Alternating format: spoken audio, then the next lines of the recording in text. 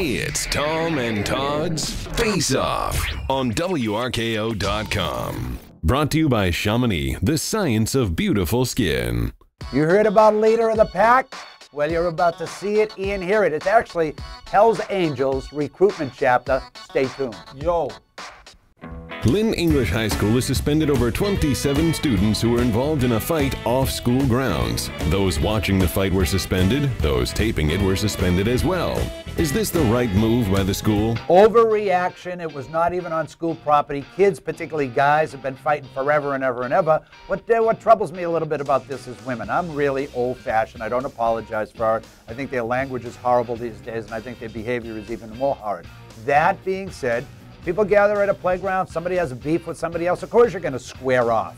And the notion that you're going to be suspended from school because you just sat and watched or stood and watched two guys who were slugging it out, give me a break. I would suspend all troublemakers. As a matter of fact, if I were running the city of Lynn, I would suspend all the students and then start letting them in one by one as they prove themselves worthy.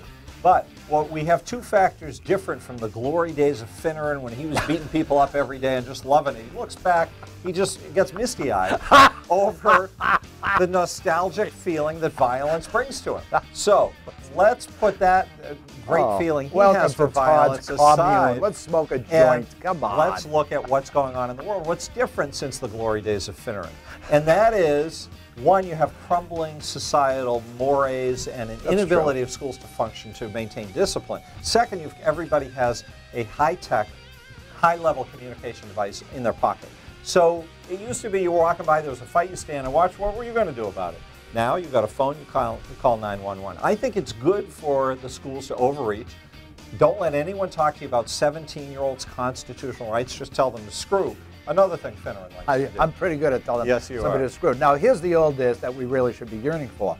We're the teacher, then the gym teacher, then the cop, then the parent, specifically the father, all laid down the law. That's was laid down consistently. But that's my point. What would the gym teacher do if you were in trouble? He'd take that ball that was in his hand and whip it at 100 miles an hour at your head. They were very good. They were very accurate. Now they'd be sued. They'd be in prison for 3 years.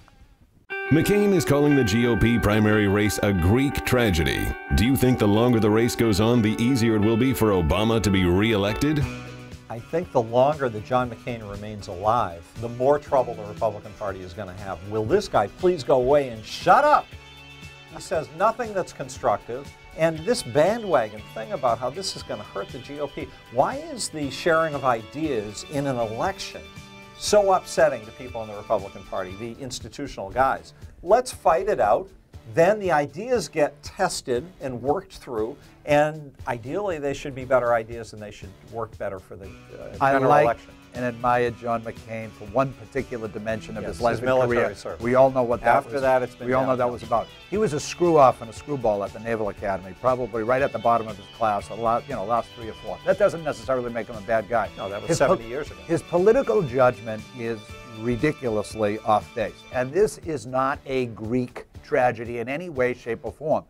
The primary process is about testing your candidates, and the notion that somehow or other they're all now grievously wounded and going to be unable to stand on the stage and contest Barack Obama in November is preposterous. John McCain, I think Todd's right, have a happy retirement, but you've been misjudging the political scene and the political dynamics for quite a long time. Don't you clean up at home before you go try to clean up the world? Do something about your daughter, McCain.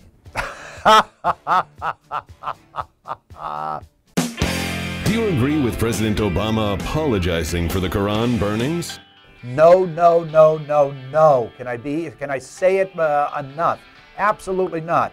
There's a time and a place for an apology, and it's good diplomacy properly done. That being said, there's a huge context to this, both pre in terms of the provocation and then post. This is unbelievable. And by the way, on a pathetically dependent government, dependent upon American lives, American fortune, American treasure, American blood, all of those things. Give me a break. I'm not going to take a lecture from somebody who's passing supposedly holy Bibles around, Qurans around, with revolutionary messages and disruptive messages. They're in prison for a reason. Then they start using the Quran. They defiled it. They defaced it with their message. It gets accidentally burned by some cleaning crew, and we have riots and servicemen killed because of it. So a defacement of a book is the equivalent of a killing? What a society. Oh my God. Apology my foot. Are you about done? Yeah. I forget what the question was. Listen. Then just accept my answer in full. Apologizing is fine. Hey, I'm sorry, Hamid. We didn't mean to destroy the books. It was in a letter. There's no video of it, so it's not going to be paraded around and used to humiliate. The trouble is the other part of it is missing. You know that old expression, walk softly, carry a big stick? Obama walks softly and carries a soft stick. And if he gets the second half of the equation right, I think it'll be fine. That's it for Face Off. We'll see you again next week. Tom and Todd, WRKO.com.